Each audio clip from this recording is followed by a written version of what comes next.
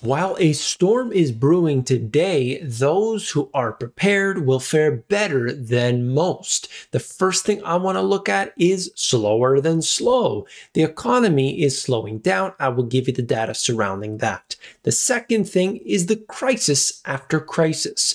There are so many things piled up on top of each other, and of course, this is unlike anything we have seen before. And the third is how companies are reacting to all of this. The biggest businesses, the trillion-dollar companies. I will give you all of that and more. Let's begin.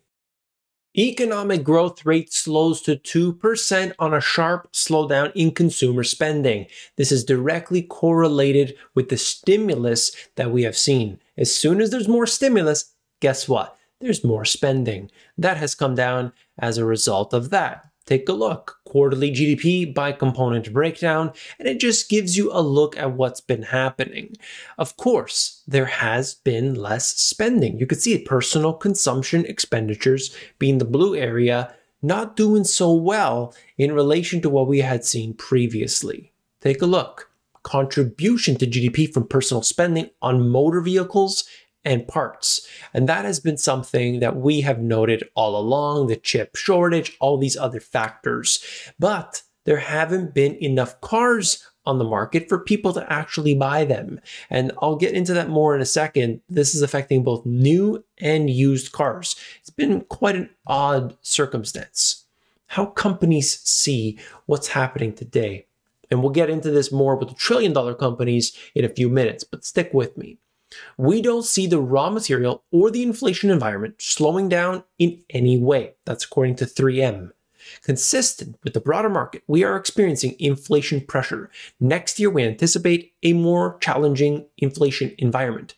Next year, that's General Electric. So we're in 2021 experiencing some of the worst we've ever seen, and 2022, even worse. The storm is coming. I think the headwinds and the increased distribution costs will certainly be with us into 2022. That's Kimberly Clark. On the cost side of the equation, we do not see any meaningful improvement until well into 2022. Again, Sherwin-Williams. So all of these big establishments are saying inflation is a big problem and it's here to stay. But what does it mean for you? Of course, as the average individual, what are you going to do with your personal circumstances? Well, money could rain from the skies. Ben Bernanke could be there, Helicopter Ben. But will he hand that money to you? Maybe not. Global food prices are set to soar as the oil and gas crunch continues. This is coming from oilprice.com, a great resource, not just for energy, but many other factors. Oil and gas prices have risen dramatically this year as a result of the underinvestment and recovering demand. Higher fuel prices are weighing on global food supply chains, with transportation and farming costs continuing to climb. The hardest hit will once again be those living in developing economies that are still struggling to recover. So let's break it down a little bit. Number one, developing nations, they're usually the first to get hit, and they're usually those that suffer the most. But even in developed nations, you've got just this large swath of people that are at the poverty line or below. And those individuals, they will be hit very, very rapidly. And we are seeing that already today. But based on all of the data that I have shown here on this channel, it's going to get worse. I will talk about some of the resolutions to that as an individual in a minute. If you appreciate the information, simply hit that thumbs up button. It's right down below. It supports the channel. We want this type of data to come out into the public. It is so important. Let's break it down a little bit here in the Money GPS Insights. We have never seen this many problems stacked on top of each other at one time. There are no resolutions right now on a global scale to these crises. Prepare as an individual for yourself, for your family, and remember to have this mindset that if inflation is here, what can we do about it? We can take certain steps. We can mitigate some of that damage and perhaps fare better than the majority. I discussed this in depth in my playlists, including how to and solutions, but watch every video and you will get more and more details as to exactly what we can do. This is an interesting article here out of Bloomberg. It gets into a lot of detail. I'm not going to be able to cover it all, but I would highly recommend checking it out if you have the time. Links are always in the description under the sources. Interest rates aren't the only weapon in the global inflation fight. Government caps prices, attempting to intervene in the supply chains. I want to know from you, the viewer, the subscriber, what do you think about government intervention in prices? Is this something that can succeed? Historically, does it succeed? I can tell you what happens there, but I want to know your personal opinion. Should, for instance, if natural gas is becoming too expensive, should the government come in and put a cap on what these companies can charge people? And maybe give your feedback. Let's talk about that. Let's discuss that. Broader debate is brewing about how best to manage inflation. As the cost of inflation surges all around the world, governments aren't leaving the job of containing inflation to their central banks. They're responding in other ways too.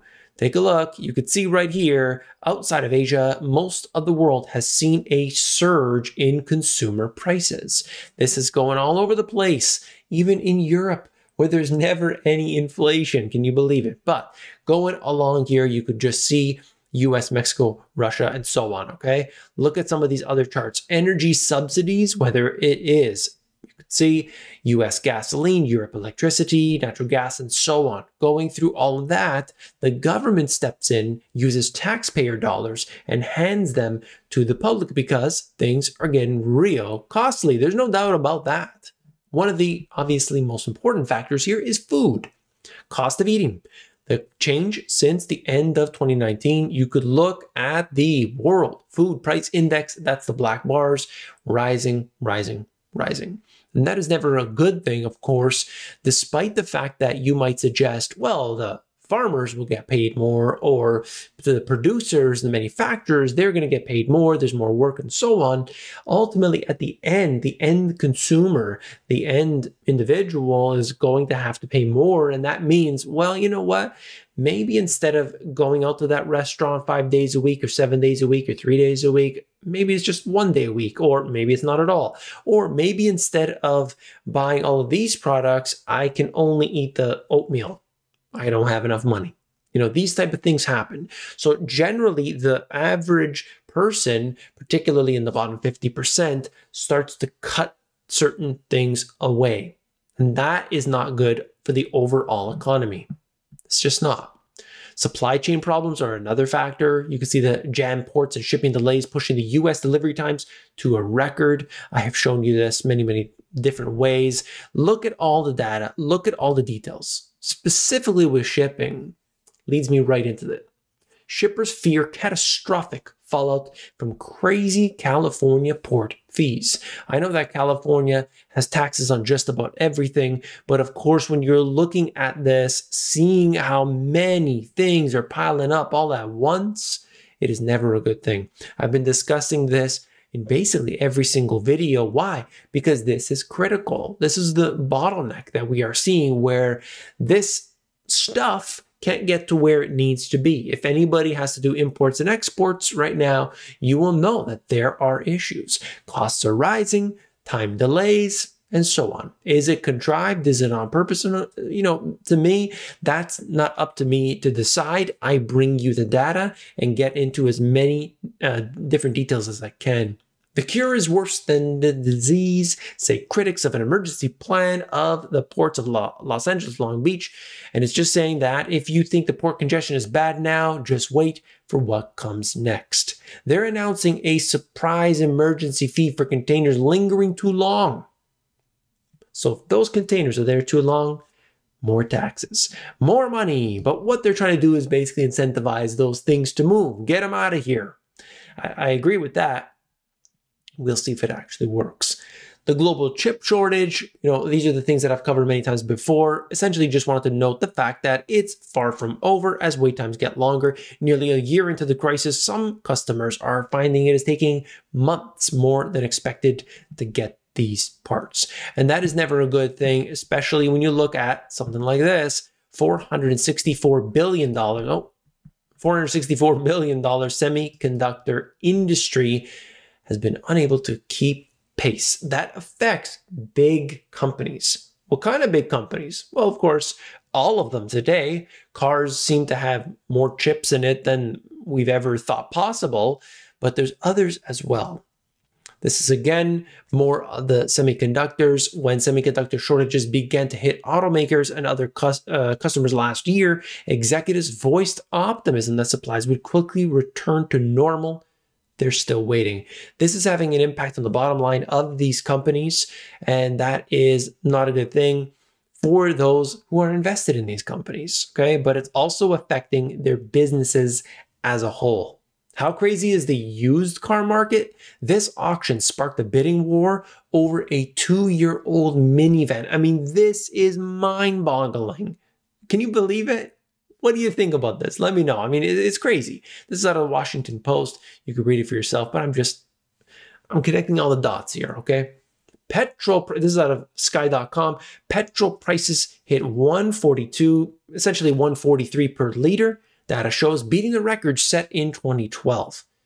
It's unbelievable to see how high the prices have come. Now, you look in Europe and you see how excessive they are. But even in the United States, where prices are generally much lower, it's still high historically.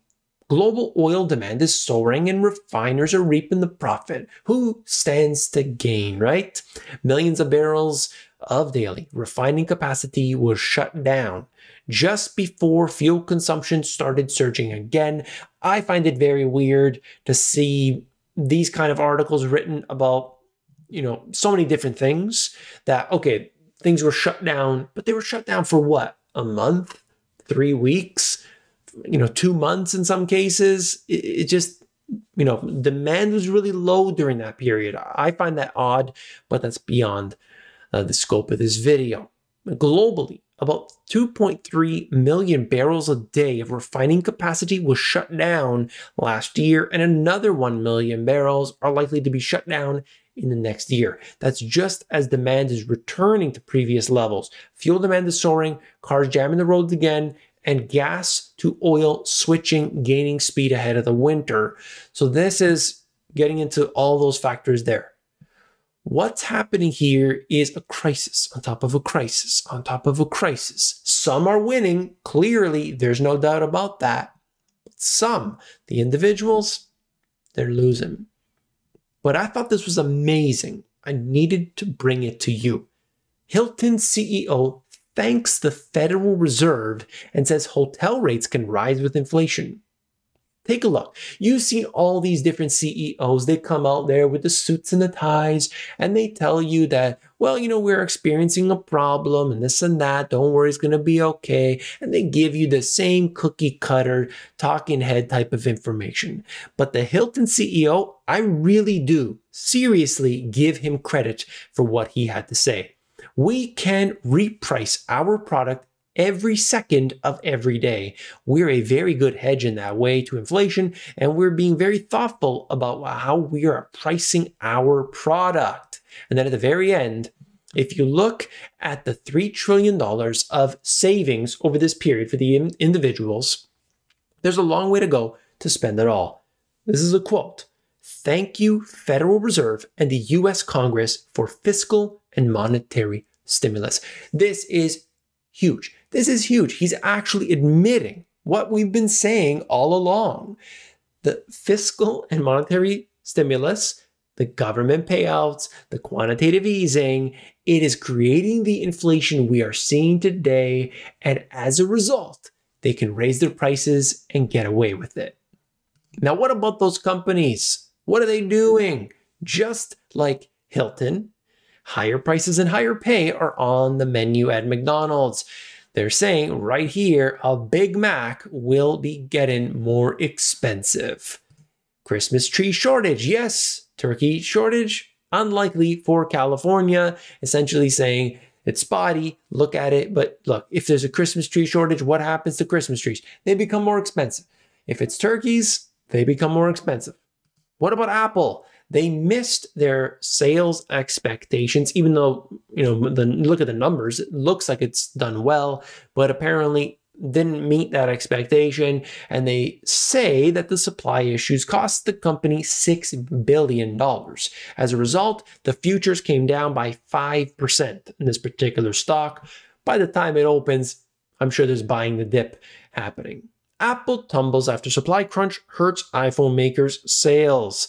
So this is another factor connected in with that. And then last but not least, Amazon. Amazon earnings suffer as growth slows and the costs rise.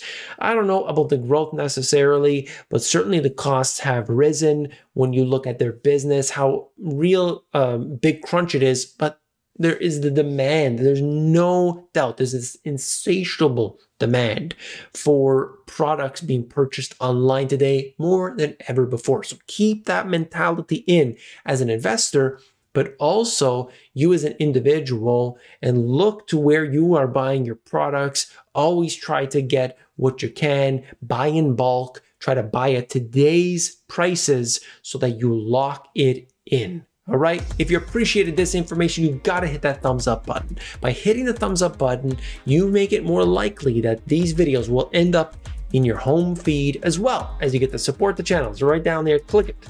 And if you haven't seen this video yet, you definitely want to check it out. So click it and I'll see you there.